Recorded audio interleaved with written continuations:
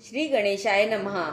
वरुथिनी एकादशी व्रत कथा। युधिष्ठिर बोले, हे भगवान, मैं आपको नमस्कार करता हूँ। वैशाख मास के कृष्ण पक्ष की एकादशी का क्या नाम है तथा उसकी विधि क्या है और उससे कौन से फल की प्राप्ति होती है, तो कृपा पूर्वक विस्तार से कहिए। श्री कृष्ण भगवान बोले, हे राजन, वैशाख मास के कृष्ण पक्ष की एकादशी का नाम वरुथिनी है। यह सौभाग्य प्रदान करने वाली है। इसका व्रत करने से मनुष्य के सभी पाप नष्ट हो जाते हैं। यदि इस व्रत को दुखी सधवा स्त्री करती है तो उसे सौभाग्य मिलता है। वरुथिनी के प्रभाव से ही राजा मानधाता को स्वर्ग प्राप्त हुआ था। इसी प्रकार धुंधमार आदि भी स्वर्ग को गए थे। वरुथिनी एकादशी के व्रत का फल 10 सहस्त्र वर्ष तपस्या करने के फल के बराबर है। कुरुक्षेत्र में सूर्य ग्रहण के समय जो फल एक बार स्वर्ण दान करने से मिलता है, वही फल वरुथिनी एकादशी का व्रत करने से मिलता है। इस व्रत से मनुष्य इस लोक और परलोक दोनों में सुख पाते हैं। वह अंत में स्वर्ग को प्राप्त होते हैं। हे राजन, इस एकादशी का व्रत करने से मनुष्य को इस लोक में सुख और परलोक में मुक्ति मिलती है।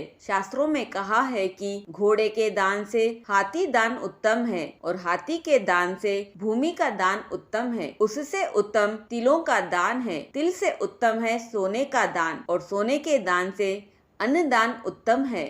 संसार में अन्नदान के बराबर कोई भी दान नहीं है। अन्नदान से पितृ, देवता, मनुष्य आदि सब तृप्त हो जाते हैं। शास्त्रों में कन्यादान अन्नदान के बराबर माना जाता है। वरुथिनी एकादशी के व्रत से अन्न तथा कन्यादान दोनों उत्तम दानों का फल मिलता है। जो मनुष्य लोभ के वश में होकर कन्या का धन ले लेते हैं या आलस्य और कामचोरी के कारण कन्या के धन का भक्षण करते हैं, वे प्रलय के अंत तक नरक में पड़े रहते हैं या उनको अगले जन्म में बिलाव का जन्म भोगना पड़ता है। जो मनुष्य प्रेम से एवं यज्ञ सहित कन्यादान करते हैं, उनके पुण्य को चित्रगुप्त भी लिखने में असमर्थ हो जाते हैं। जो मनुष्य इस वरुथिनी एकादशी का व्रत करते हैं, उनको कन्यादान का फल मिलता है। वरुथिनी एकादशी का व्रत करने वाले को दशमी के दिन से निम्नलिखित वस्तुओं को त्याग देना चाहिए। कांसे के बर्तन में भोजन करना, मांस, मसूर की दाल, चना, कोदों, शाक, मधु, दूसरे का अन्न, दूसरी बार भोजन करना। व्रती को पूर्ण ब्रह्मचर्य का पालन करना चाहिए। रात्रि शयन न करके सारा समय शास्त्र चिंतन और भजन कीर्तन आदि में लगाना चाहिए। दूसरों की निंदा तथा दुष्ट और पापी लोगों की संगत भी नहीं करनी चाहिए। क्रोध करना या असत्य बोलना भी वर्जित है। तेल तथा अन्न भक्षण भी वर्जित माना गया है। हे राजन, जो मनुष्य एकादशी का विधि पूर्वक व्रत करते हैं, उनको स्वर्ग लोक की प्राप्ति होती है। अतः मनुष्य को पापों से डरना चाहिए। हे राजन, अब मैं तुम्हें वरुथिनी एकादशी की कथा सुनाता हूँ। ध्यान पूर्वक सुनो। प्राचीन काल में नर्मदा नदी के तट पर मानधाता नामक राजा राज्य करता था। वह अत्यंत दानशील तथा तपस्वी था। एक दिन जब वह जंगल में तपस्या कर रहा था, तभी न जाने कहां से एक जंगली भालू आया और राजा के पैर चबाने लगा। राजा पूर्ववत अपनी तपस्या में लीन रहा। कुछ देर बाद पैर चबाते चबाते भालू राजा को घसीट कर पास के जंगल में ले गया। राजा बहुत घबराया, मगर तापस धर्म अनुकूल उसने क्रोध और हिंसा न करके भगवान विष्णु से प्रार्थना की। करुण भाव से भगवान विष्णु को पुकारा। उसकी पुकार सुनकर भगवान श्री हरि विष्णु प्रकट हुए और उन्होंने चक्र से भालू को मार डाला। राजा का पैर भालू पहले ही खा चुका था। इससे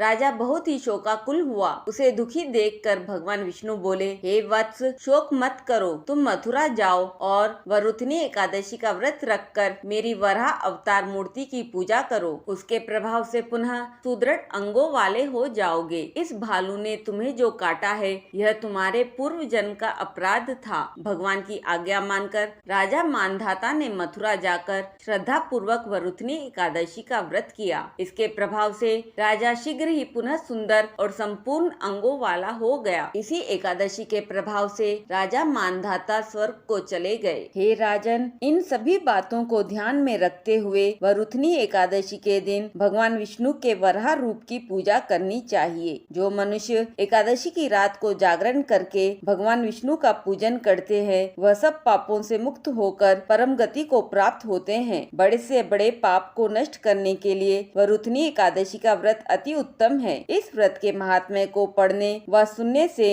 1 सहस्त्र गोदान का फल प्राप्त होता है। इसका फल गंगा स्नान करने के फल से भी अधिक है और मनुष्य सभी पापों से मुक्त होकर विष्णु लोक को प्राप्त होता है। एक बार प्रेम से बोलिए राधे राधे राधे। राधे।